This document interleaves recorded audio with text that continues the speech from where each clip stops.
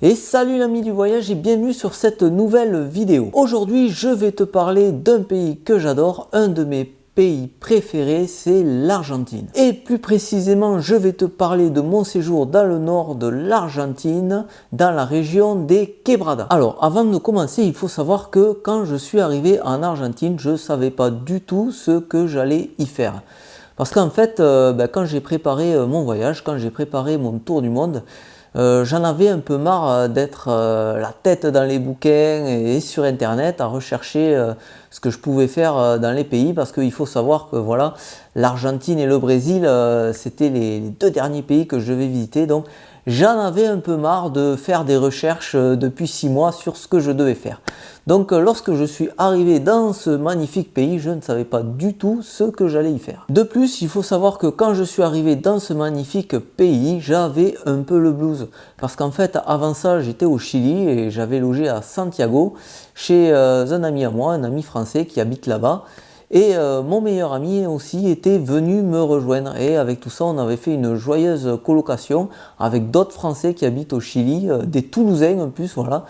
Donc à ce moment-là, j'étais un peu comme à la maison, voilà, il y avait l'accent du sud-ouest et tout, j'avais l'impression d'être rentré. Donc quand je suis reparti en fait et que je suis arrivé en Argentine, ben voilà, j'avoue, j'étais un petit peu triste. Donc je suis arrivé en Argentine dans la ville de Mendoza. Alors la ville de Mendoza en fait, c'est une ville réputée pour ses vignes et ses vins, et l'activité phare de la ville en fait, c'est de faire la tournée des bodegas. Bon, moi, c'était pas du tout mon truc, et en plus, comme je te l'ai dit, j'étais pas en super forme. Du coup, j'ai commencé à faire quelques recherches pour savoir ce que je pouvais faire.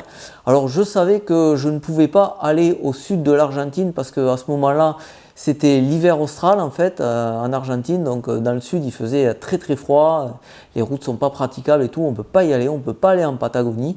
Donc, j'ai tout simplement décidé d'aller vers le nord, et en faisant quelques recherches, je me suis décidé pour la ville de Salta, qui est dans la région des Quebradas. Alors les Quebradas, c'est quoi? On peut traduire ça par les ravins ou les gorges. En gros, ce sont de superbes paysages. Donc ni une ni deux, je prends un billet bus et je me rends à Salta. Et arrivé sur place, je loue une voiture, parce que les Quebradas, ça s'explore en voiture. Alors c'est possible de le faire en bus, en tourbus, tu vois. Mais le problème, c'est que les bus touristiques comme ça, ils ne s'arrêtent pas partout, et tu n'es pas du tout libre de tes mouvements en fait. Voilà, les gens prennent des photos à travers les vides de bus et tout. C'est le genre de truc que je déteste. Et je te jure que les Quebradas, c'est tellement beau qu'il faut absolument louer une voiture pour pouvoir t'arrêter quand tu veux, parce que moi je m'arrêtais toutes les 5 minutes tellement c'était super beau. Une fois les clés de ma voiture de location en poche, je décide d'aller voir la Quebrada de Humahuaca. Bon, alors déjà je dois m'habituer à la circulation argentine, au code de la route un peu spécial argentin.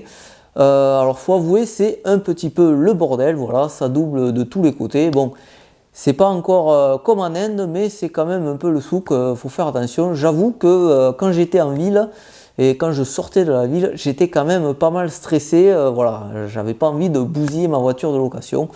Mais finalement, ça s'est très bien passé. Finalement, j'arrive petit à petit à la Quebrada. Alors au début, ça commence gentiment avec, on va dire, un paysage un peu désertique, avec des roches érodées par le temps et les éléments, tu vois. C'est en fait des cheminées de fées, comme on peut voir en France par exemple, à Île-sur-Tête, ou en Bolivie aussi, ou dans le désert d'Atacama. Voilà, c'est un paysage assez commun.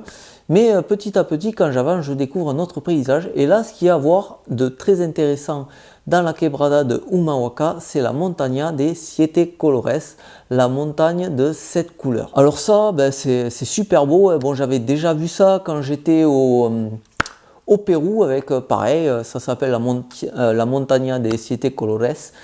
Mais c'est pareil tout en étant différent. En fait, là, on va dire c'est plus large en fait, c'est des pics comme ça, colorés, et c'est vraiment vachement joli, c'est un truc à voir absolument, j'ai trouvé ça fantastique, et encore une fois, voilà, c'est très très long, donc tu peux t'arrêter toutes les 5 minutes, tu as le point de vue qui change et tout, pardon, et donc j'ai pris énormément de photos, et vraiment je me suis régalé. Ensuite, sur cette Quebrada, une fois que tu as vu ça, il n'y a pas grand chose à voir, en fait, ça se passe entre différents petits villages.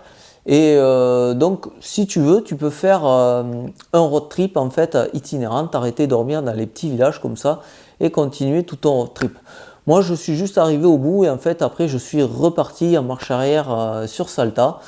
J'ai visité le petit village qui n'était pas extraordinaire. Voilà, tout simplement parce que moi ça faisait un moment que j'étais en Amérique latine et c'était un petit pueblo semblable à tous les petits pueblos d'Amérique latine. Ensuite, le lendemain, eh bien, je reprends ma voiture et cette fois, je vais visiter la Quebrada de las Conchas. Alors, cette quebrada-là est magnifique. Voilà, c'est vraiment un des plus beaux trucs que j'ai vu dans ce voyage. Voilà, je m'arrêtais vraiment toutes les 5 minutes pour prendre des photos. C'est des nuances de couleurs, voilà, plus tu avances avec la voiture, plus le paysage se dessine, un peu comme si c'était un peintre qui peignait un paysage sous tes yeux avec une palette de couleurs et tout. Et c'était vraiment magnifique, j'ai adoré faire cette route. Alors sur cette quebrada, il y a différents points d'arrêt en fait, voilà, des points d'intérêt. Et il y a notamment de la pareidolie. Alors la pareidolie, qu'est-ce que c'est? Eh bien c'est une forme abstraite que ton cerveau va transformer en quelque chose de concret, quelque chose que tu connais. Exactement comme quand tu regardes un nuage et que tu vois une forme dedans. Et bien là c'est la même chose mais avec des rochers. Par exemple, il y a un rocher qu'on appelle El Sapo. Et El Sapo, ça veut dire tout simplement le crapaud. Et effectivement, le rocher ressemble à un crapaud. Et il y a plusieurs petits points d'intérêt comme ça. Voilà, donc j'en ai vraiment pris plein les yeux et j'étais ravi de prendre cette décision d'aller dans le nord de l'Argentine, dans la région de Salta, parce que voilà, c'était vraiment magnifique. J'ai pas les mots, mais j'ai adoré faire ça. En plus, le road trip, tu as vraiment cette sensation de liberté. Voilà, quand tu loues une voiture, tu fais ce que tu veux, c'est vraiment trop bien.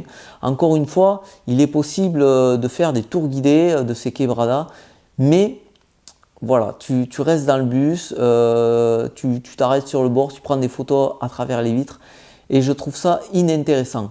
Mais il faut savoir qu'en fait, j'avais fait le calcul, c'est moins cher de faire un tour guidé que de louer une voiture, entre la location de la voiture, le carburant, etc. Mais c'est tellement plus appréciable de louer la voiture et d'être totalement libre. C'est pour ça que j'avais préféré louer une voiture. Voilà, et bien je vais m'arrêter là pour cette courte vidéo qui te parlait de l'Argentine. Donc si tu fais un petit voyage en Argentine, n'hésite pas d'aller dans le nord et visiter la région de la ville de Salta.